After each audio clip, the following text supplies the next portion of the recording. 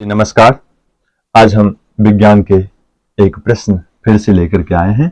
वातावरण में सबसे अधिक गैस की मात्रा कौन सी होती है?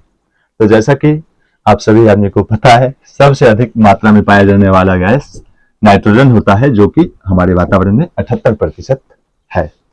उसके बाद अगर हम ऑक्सीजन की बात करें तो ऑक्सीजन की मात्रा 21% होती है। बाद बाकी जो बच गए उसमें अन्य सभी कार्बन डाइऑक्साइड, हीलियम, आर्गन, ये सभी गैस, इनर्ट गैस इस सब में आते हैं। अब प्रश्न ये है यहाँ पर कि नाइट्रोजन जिसकी मात्रा 78% है, ऑक्सीजन की मात्रा 21% है, तो क्या हमारे नाक में कोई ऐसा मशीन लगा हुआ है कि नाइट्रोजन को पहचान जाता है कि इसको सांस नहीं लेना है? बताइए। और ऑक्सीजन को ही सांस लेना है? ऐसा कुछ भी नहीं है। आइए इसके पीछे का जो साइंस है वो समझने की कोशिश करें। नाइट्रोजन जो गैस है, जो वातावरण में 78% है और ऑक्सीजन 21% है, इस नाइट्रोजन की अगर हम बात करें तो नाइट्रोजन आता है ग्रुप 15 एलिमेंट से और इसका एटॉमिक नंबर होता है 7। और क्लास 9th के बच्चे क्लास 9th में इलेक्ट्रॉनिक कॉन्फ़िगरेशन पढ़ते हैं। तो इलेक्ट्रॉनिक कॉन्फ़िगरेशन के अंतर्गत, जिसको हिंदी में इलेक्ट्रॉनिक विन्यास कहा जाता है, इसका इलेक्ट्रॉनिक विन्यास 1s2 2s2 2p3। अब इसके इलेक्ट्रॉनिक कॉन्फ़िगरेशन निकाल करके फिर जब इसको ऑर्बिट्स में सजाया जाता है तो फिर ये रहा s के, ये 1s के, 2s के और p ऑर्बिट्स। तो p के होते हैं 3 ऑर्बिट्स, 2p। अब देखिए 1s में कितना इलेक्ट्रॉन्स? 2। 2s में कितना इलेक्ट्रॉन्स? 2। अब यहां पर 3 ही इलेक्ट्रॉन्स हैं। मैं अगर ऐसे 2 और एक 3 कर दूं तो ये गलत माना जाएगा। क्यों? क्योंकि मैं नहीं कर रहा हूं। हुंड साहब ने बताया था कि एक ऑर्बिट में एक ही ऑर्बिट देते चलेंगे और जब फिर से इलेक्ट्रॉन बच जाएगा तो फिर बाद में जोड़ा लगाते चलेंगे। ये बात हुंड साहब ने बताया था। तो हुंड के मुताबिक ये जो इलेक्ट्रॉन्स हैं यहां पर, ये जोड़ा ना लग करके इस ऑर्बिट में आ जाए।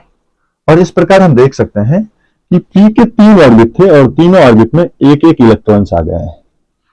और p के 3 ऑर्बिट्स में एक एक इलेक्ट्रॉन आ जाने के कारण ये जो हमारा p ऑर्बिट है ये हाफ फिल्ड हो गया, हाफ फिल्ड ऑर्बिट। और हाफ फील्ड ऑर्बिट हो जाने के चलते ये स्टेबल हो गया। नाइट्रोजन जो गैस है वह स्टेबल हो जाता है।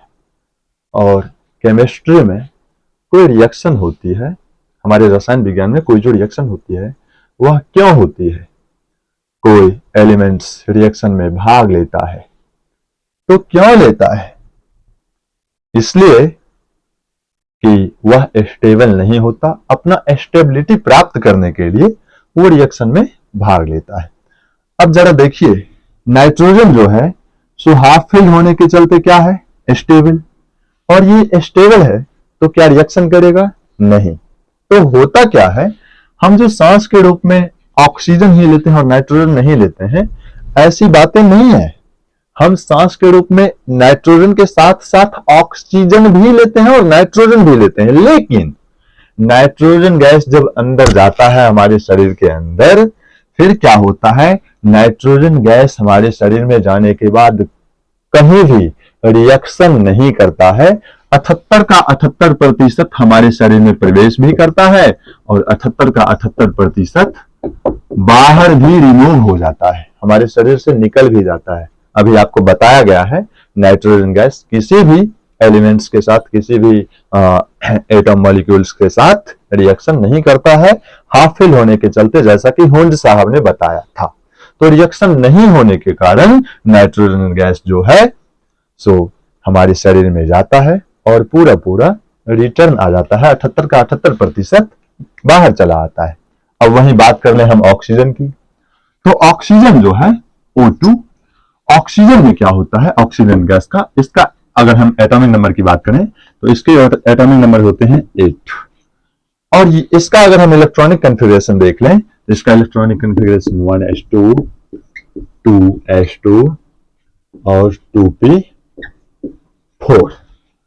अब इसमें देखिए s के, ये 2s के और p के क्या हुए, 1 2 3 और 4। अब देखिए p वाले में क्या हुआ, तीनों ऑर्बिट में तो सिंगल सिंगल इलेक्ट्रॉन्स दिख रहा है। दो ऐसे ऑर्बिट्स हैं, एक ऐसे ऑर्बिट्स हैं जिसमें डबल और इलेक्ट्रॉन्स दिख रहा है। तो ये ना तो हाफ फील्ड हुआ और ना ही फुल फील्ड हुआ। अगर हाफ फील्ड होता तो स्टेबल होता, फुल फील्ड होता तो भी स्टेबल होता, जैसा कि पॉली साहब ने बताया था। पॉली ने बताया था अगर कोई एलिमेंट्स जिसका इलेक्ट्रॉनिक विन्यास निकालने पर ऑर्बिट्स में इलेक्ट्रॉन्स की संख्या पूरा कंप्लीट हो जाता है, फुल फील्ड हो जाता है, तो वह स्टेबल होगा। और हुंड्स ने कहा था अगर हाफ फील्ड होता है तो स्टेबल होगा। तो ऑक्सीजन ना तो हुंड की बातों को मान रहा है और ना ही पॉली साहब की बातों को मान रहा है। इस कारण से क्या होगा, यह रिएक्शन में भाग लेगा और रिएक्शन में भाग लेने के चलते जब हमारे शरीर में प्रवेश करता है, जब हम इसको सांस के रूप में ग्रहण करते हैं, तो यह रिएक्शन करता है। और रिएक्शन करने के बावजूद होता क्या है, जो 21% होता है, इस 21% में निकल कितना पाता है, 21% में 17% बाहर आता है, 4% का उपयोग हो जाता है। मतलब हमारा बॉडी 4% ऑक्सीजन का उपयोग कर लेती है। यही कारण है कि हम और आप नाइट्रोजन को सांस के रूप में नहीं लेते हैं। ठीक है, धन्यवाद।